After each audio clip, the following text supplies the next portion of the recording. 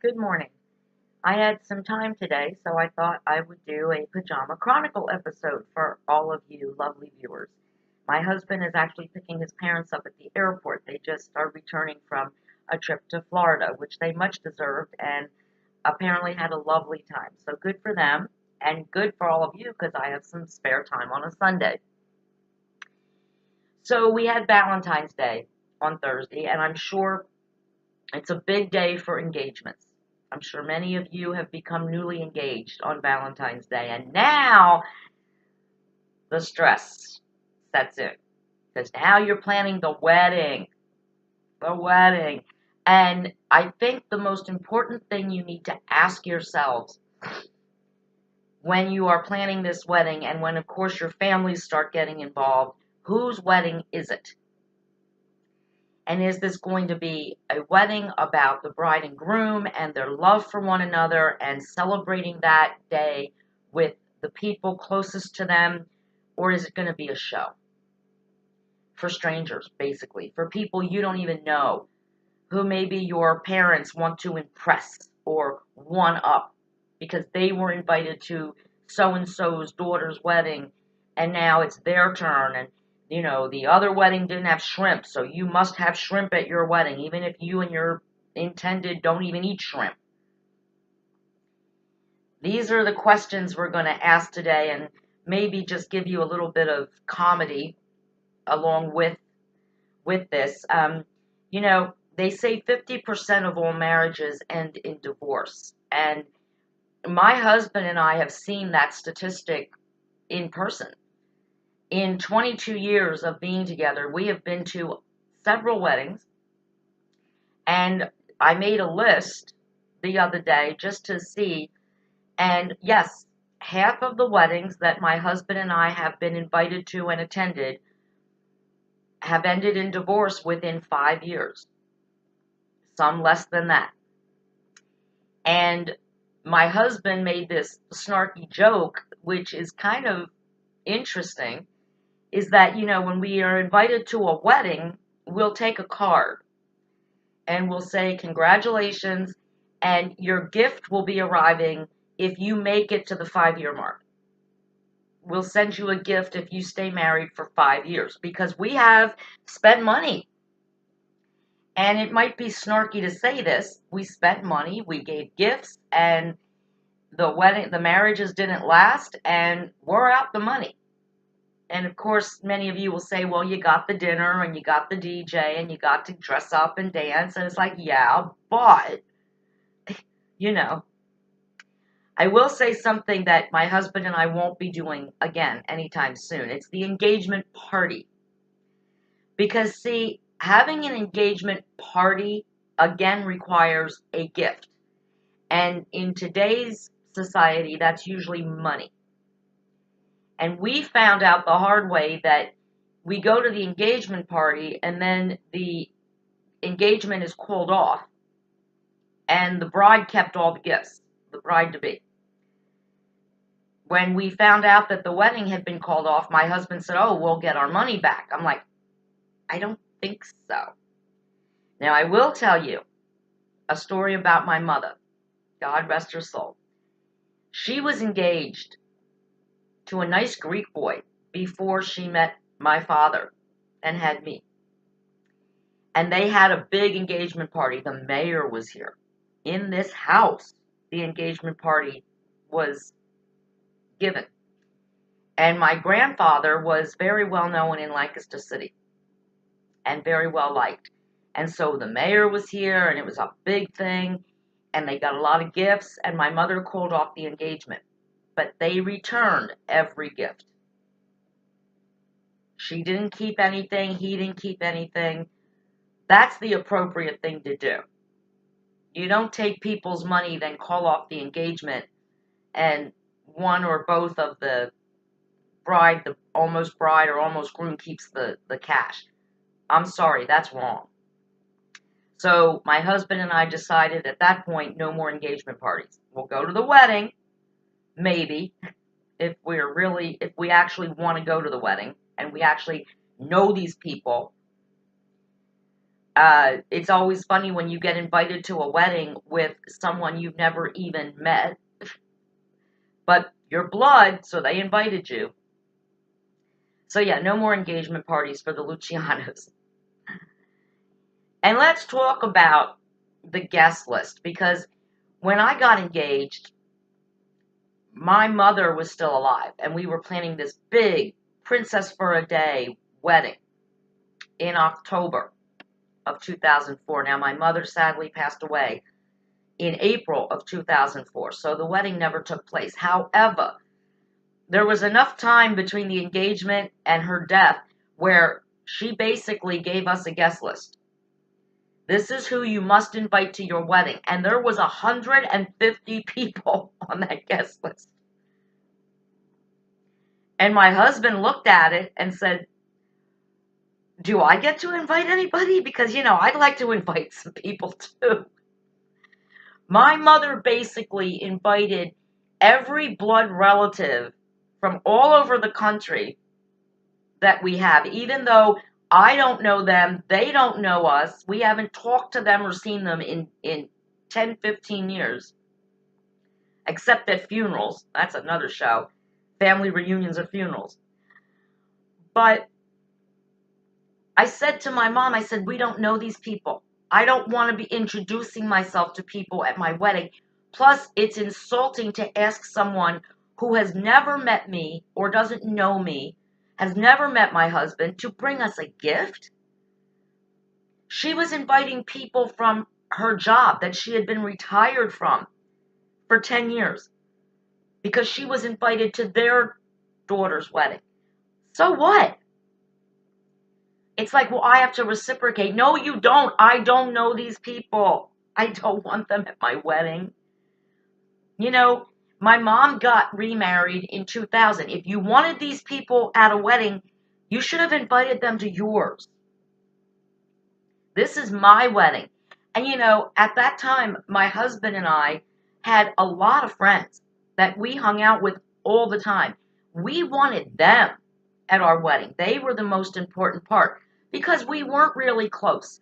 We didn't hang out with my cousins or my third cousins or my second cousins or my cousins in Florida or my cousins in New York. We didn't hang out with these people. I wouldn't have known them if I hit them on the street. The people we spent time with, the people who watched our relationship blossom, that's who we wanted at our wedding. That's who we wanted to party with at the reception. Now, I didn't have to worry about any of that, as it turned out, because, again, my mother died very suddenly. She was killed by malpractice in 2004. And I always was upset that I didn't get my big wedding day. But in the grand scheme of things, I'm still married. I've been with my husband now 22 years, if you include the time we lived together, which I do, because we lived together for 8 years as man and wife. It's something else I'm going to advise people here, and you might want to cover your children's ears if you're religious. But test drive the relationship before you commit to the rest of your life. You're going to test drive a car before you buy it and say, now I'm going to drive this car for the next 25 years or whatever. It's not just about the sex either. Because I will tell you this, when you live together, you really know if you can live with this person 24/7, 365. Little things. How do they fold the toilet paper? Seeing someone first thing in the morning when they have the morning breath and the no makeup and the wild hair. Going to sleep in the flannel jammies. Well, that's not date night. That's real life. And if you're only seeing somebody on date night when they're all dressed to the nines and they look nice and the man has a nice suit and tie on and the woman is all dressed nice and makeup and smells lovely, well, you're not getting the full package. You're not really knowing what you're getting, because that's all a show. That's why I said, is this love or is it a show? You really know someone when you see them first thing in the morning with no makeup, when they fart in front of you for the first time, when they're sick. I remember when my husband and I were in our apartment, I had a tooth removed. And I was, blood all over the pillow, and I was feeling miserable. And God bless my future husband. We had only been dating a few months. He put $10 under my pillow from the Tooth Fairy. Now that's a keeper. That's a person you want to marry, right? I mentioned on Thursday in my Love Letters show that my husband and I went through a lot of struggles before we took our vows. And we got through them together. And that's how you know. If you don't actually live with somebody, and yes, you do have to try out the sex thing too, because I'll tell you this, sex isn't the major part of a relationship, but it's important. And isn't it worse to find out on your wedding night you're not sexually compatible when you've taken the vows and you've spent the $30,000 on the big wedding? I think it's better to find out in advance. My husband and I did go to a wedding once where, according to both parties, both the bride and groom had not slept together before the wedding. So that marriage ended in divorce. And it wasn't because of the sex. It was because they didn't live together. They didn't talk. They didn't know each other. And of course, the fact that the man lied to his bride about what he wanted for their future, that didn't help either. So the guest list, again, let's talk guest list once again. Whose wedding is it? If your parents start taking over your wedding saying that they want to one-up one of their friends, or they're not going to invite people that are important to you because they have to reciprocate, or invite people from church or rich friends who, they're going to give you a good gift. Who cares? Who cares? That may mean that your wedding has become a show, and it's become a way to show off for your parents. That's a problem. That's a problem. Then we always have the fact that, again, my mother, she was pregnant on her wedding day. Many women are. Even back in the 60s, when I was born in 1964, women were pregnant on their wedding day. And it was not cool back then. And apparently, even today, people go to extremes to make sure that nobody knows that, well, we're getting married today, and in about 4 to 6 months, the stork's coming. We'll just pretend that it was a premature birth. Yeah, 9-pound, 6-ounce, healthy baby boy. Okay, sounds premature to me. But see, in my mother's day, when she got married, she lost her chance at a big wedding too. See, when she was engaged to the Greek boy, my grandparents were going to go all out, spend the big money. But then when she got pregnant with, to my father, who was an American boy, not part of the Greek church, well, she wasn't allowed to have a big wedding. In fact, she wasn't even allowed to wear a gown. And it couldn't be white, because white meant purity. My mother was not pure. She was pregnant. Purely pregnant with moi. So basically, only a few people were invited to the Greek church, of course. Had to be a Greek church wedding. But my mother wore an ivory cocktail dress. And she wasn't allowed to have all her friends and a big party because she was pregnant. And she was only 3 months pregnant. She wasn't even showing. But my husband and I, and I've attended weddings where the bride actually wears a girdle to make sure that nobody, especially the church, knows she's 4 or 5 months pregnant. And I mean, this is recent stuff. I mean, so what? She's pregnant. So what? She's not a virgin. Most people today are not virgins on their wedding night. Get over it. But again, it has to be a show. You have to look pure on your wedding day and pretend like tonight's the night we experience real intimacy for the very first time. It's pathetic. I remember there was a story going around in the community. Very wealthy family. Their daughter was getting married, and they spent $50,000.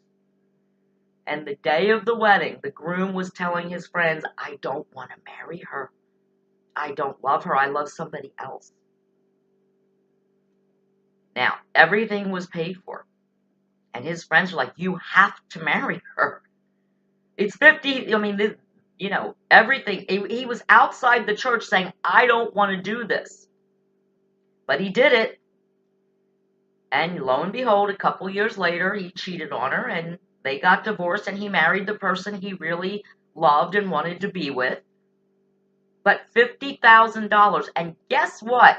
You parents out there who are thinking of planning the wedding to kill all weddings, top all weddings, you don't get your money back if your daughter divorces her husband 2 years after the wedding. You don't get your money back. One thing I kind of like is that some parents are truly putting the children first, the bride and groom first. They are offering, instead of a big wedding, to use money that would have been spent for that one day, 6 or 7 hours out of your lifetime, instead of doing that, using that money for a down payment for a house. Take it, bride and groom, take it. Because I promise you, your wedding day, first of all, if it's a big one, it's going to take a year of constant stress and fighting and crying and, oh my God, and something's going to go wrong. That's a year out of your life to plan it. And it's going to go by in a snap, in a New York minute. It's 7 hours of your life for $25,000 to $50,000 when you could have a down payment for a house you will live in maybe the rest of your life. You will have something to show for your wedding other than the video. Okay? I've never even watched my wedding video because after I got married, I wanted to forget about my wedding day. Because it didn't mean anything to me. I had fun at the party at Quips, and I had fun at the Village nightclub, where people were buying me drinks, and I got to be on the radio. That was really fun. But it wasn't the wedding that I had dreamed about all my life. But I will tell you this, I'm still married. And do my husband and I have arguments? You better believe we do. But we didn't spend $25,000 to $50,000 on a wedding. I think my mother probably would have ended up spending $30,000 when it was all said and done. And instead, not to be rude, but when my mother died, I inherited that money. And we were able to use it to buy furniture for this house, to buy a place down at the bay, to enjoy our life, to buy things that meant something to us, that lasted us a lot longer than a 7-hour wedding or a big party that most people don't even remember the next day or the next year or talk about. The saddest thing is some of the best weddings I've ever been to, the most fun weddings, the couple is no longer married. But they had the show. They had the princess for the day moment. But I bet they don't watch those wedding videos anymore. So think about that. And please talk to each other. You as the future bride and groom, you do not owe your parents the wedding they wish they had had.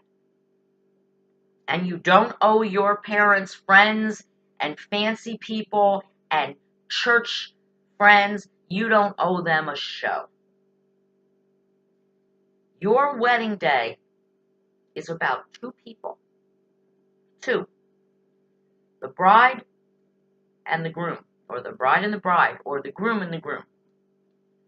It's about the people who are making a commitment, not just for one day, to spend a lot of money and party and booze it up, but for a lifetime. And it's what happens after the wedding that's most important. It's what's come before the wedding that you're sure that this is the person you want to marry. How much money is spent? How many people talk about the wedding a couple days or a couple weeks later? Doesn't matter. Because in 50% of the cases, while people might still be talking about the wedding, the couple who got married has already moved on. They're divorced. They've already remarried. And I bet you weren't invited to the second wedding. Because most people only get one bite at the Big Apple. So think about what I said. Weddings shouldn't be a show. They shouldn't be done to impress anybody except the bride and the groom. Make sure that if you just got engaged last Thursday, as many of you have, that your wedding is about you and about your fiance and about nobody else. That's my show for today. I'm going to go back to my Sunday reading a great book, Jonathan Kellerman, another winner. And I will see you back here on Tuesday. Have a good and safe Sunday, everybody. Pajama Chronicles is out.